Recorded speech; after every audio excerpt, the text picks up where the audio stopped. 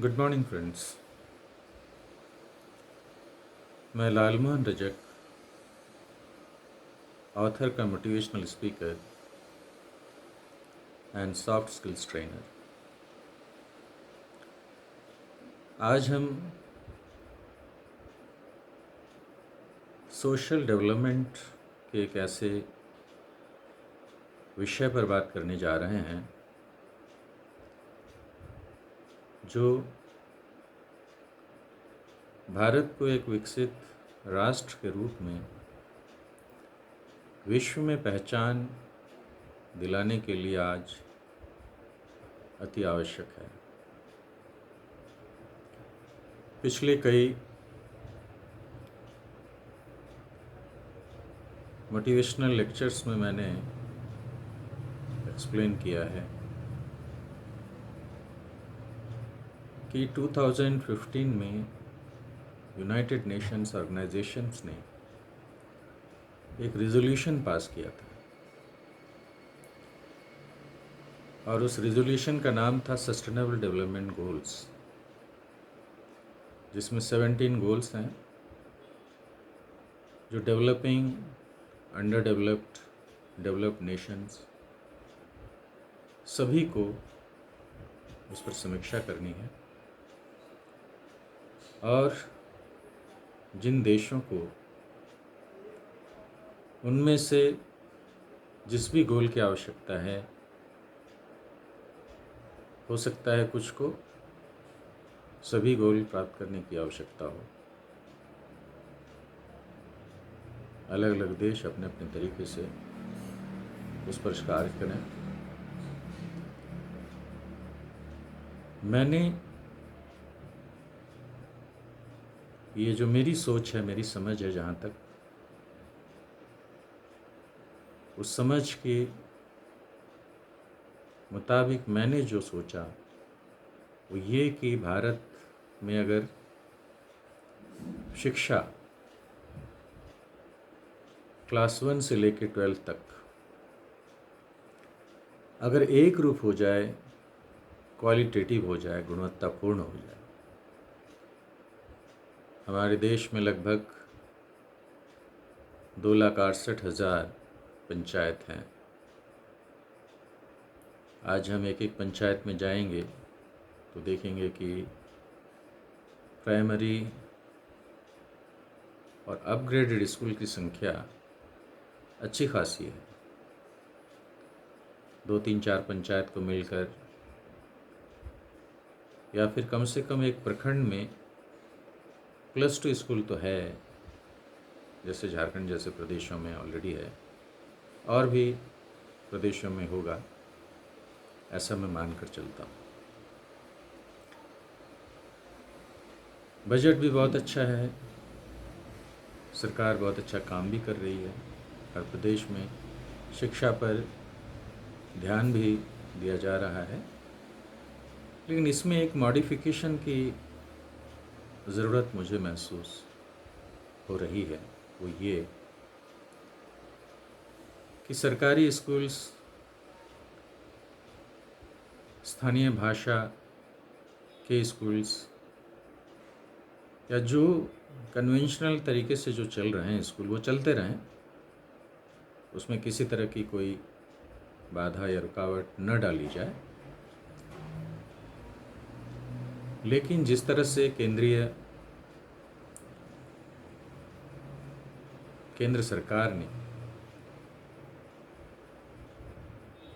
भारत के लगभग सभी जिलों में या कहीं कहीं तो अनुमंडल स्तर पर भी नवोदय विद्यालय खोल रखे हैं, जिनको जेएनवी के नाम से जानते हैं, जवाहरलाल नवोदय विद्यालय।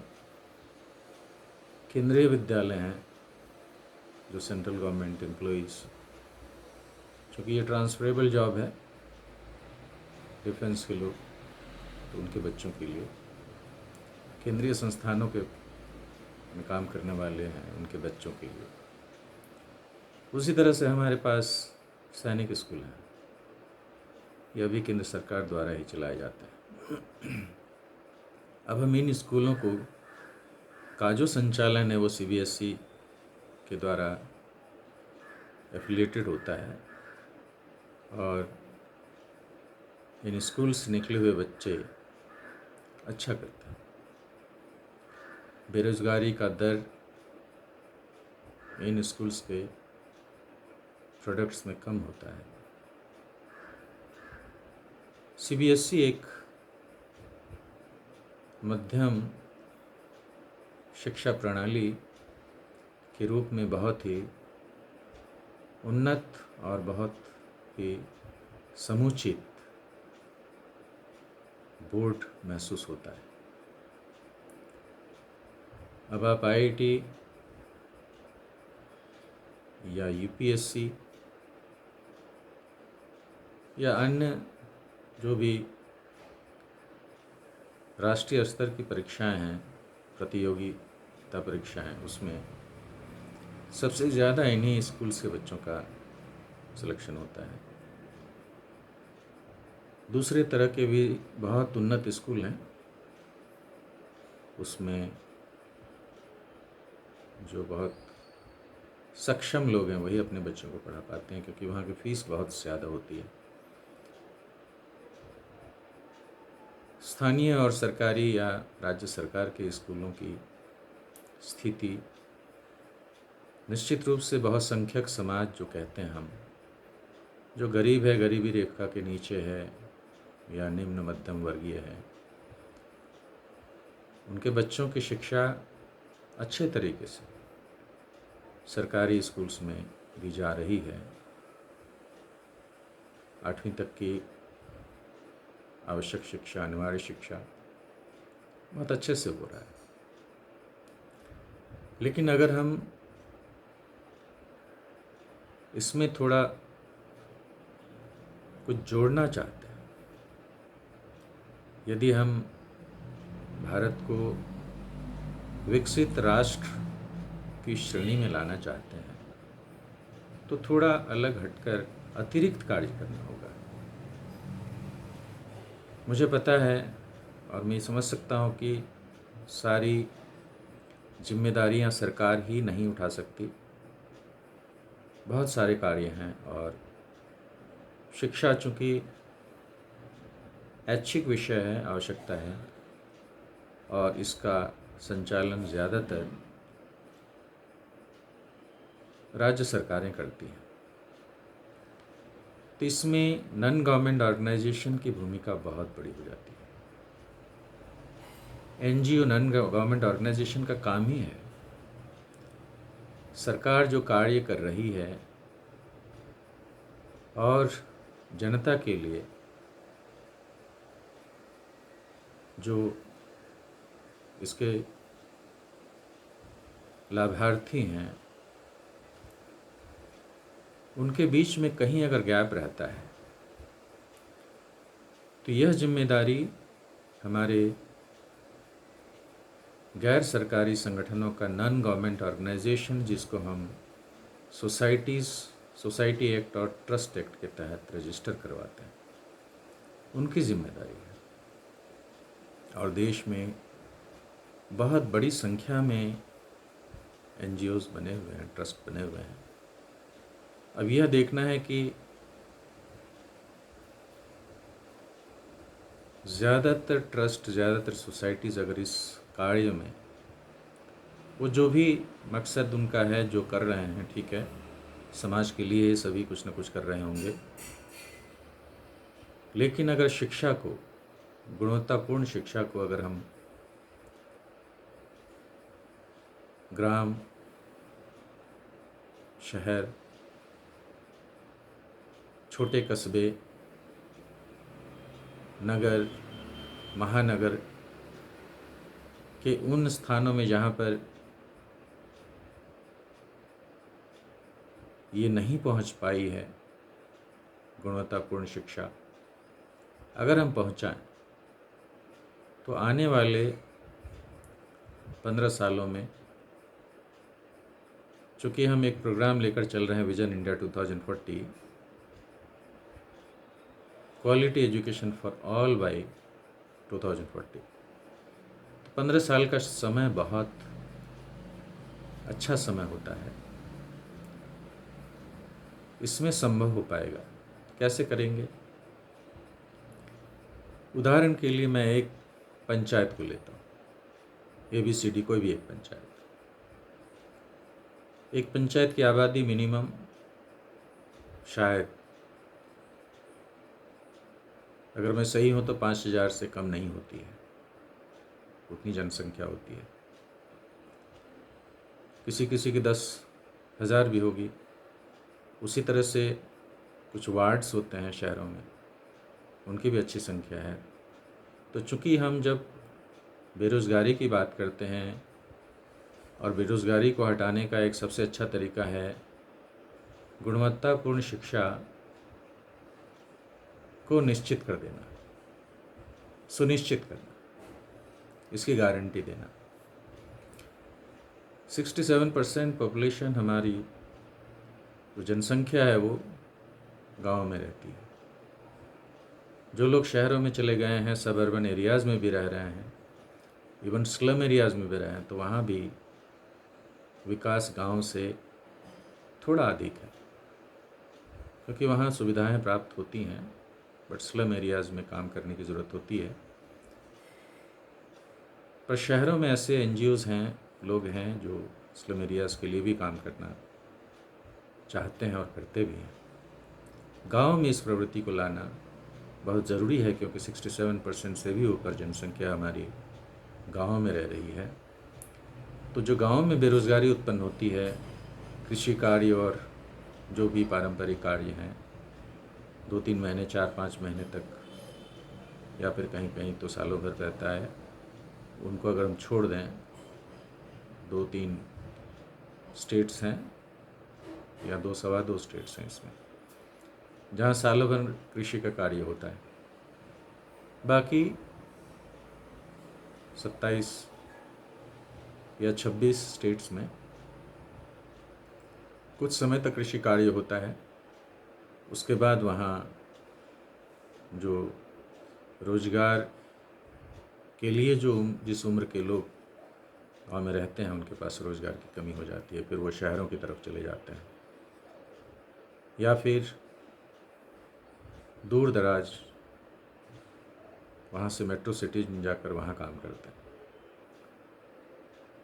यह इसलिए हो पाता है, या इसलिए होता है, क्योंकि वहाँ पर स्किल डेवलपमेंट नहीं हो पाता, कुटीर उद्योग की स्थापना नहीं हो पाती। अब आप 1-2 स्टेट्स हमारे देश में हैं जहाँ पर रोजी रोटी की समस्या कोई समस्या नहीं मानी जाती।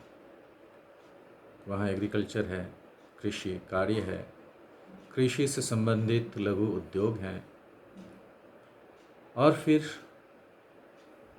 वहाँ व्यवसाय पनपा है कृषि से संबंधित, और वहाँ संपन्न लोग हैं।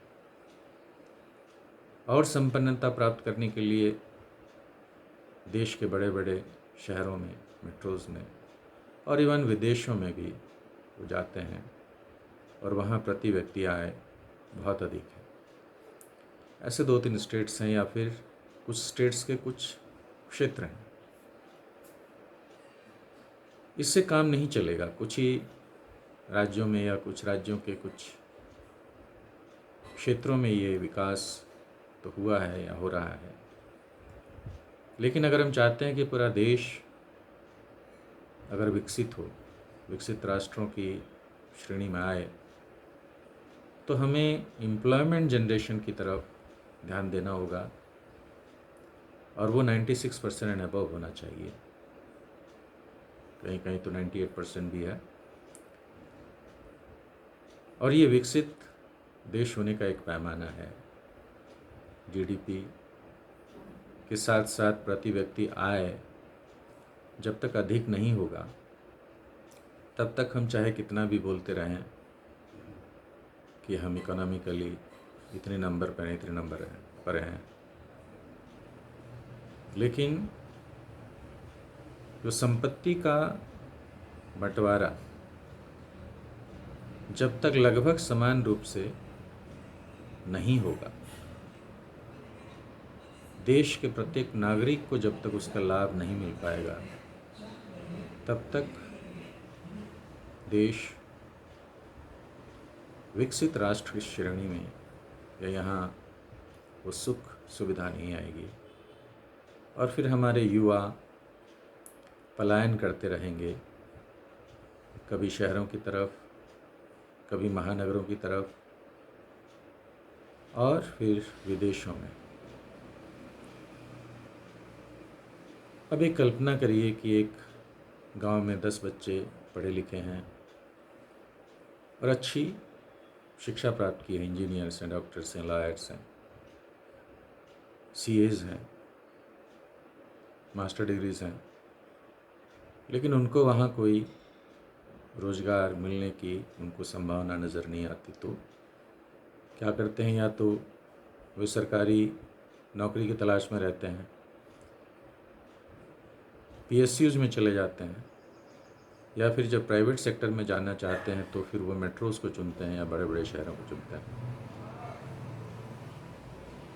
धीरे धीरे एक ऐसी परंपरा बन जाती है कि साल में एक आध बार वो किसी त्यौहार में या परिवार से मिलने आ गए, लेकिन गांव के प्रति जो विकास की भावना है वो पनप नहीं पाती।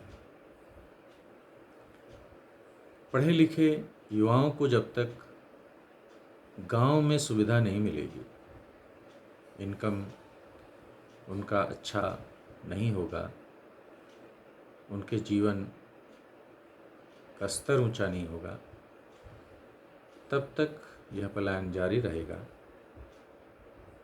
और फिर धीरे धीरे गांव के गांव खाली हो जाते हैं। पर वहाँ की जो ज़मीनें हैं वो ऐसे पड़ी रहती हैं, धीरे धीरे बंजर बन जाती हैं। आज से 20-25 साल पहले, 30 साल पहले जिन ज़मीनों में खेतीबाड़ी बहुत अच्छी होती थी, घर का राशन 8-10 महीने तक चल जाता था, वो ज़मीनें आज बंजर हो चुकी हैं,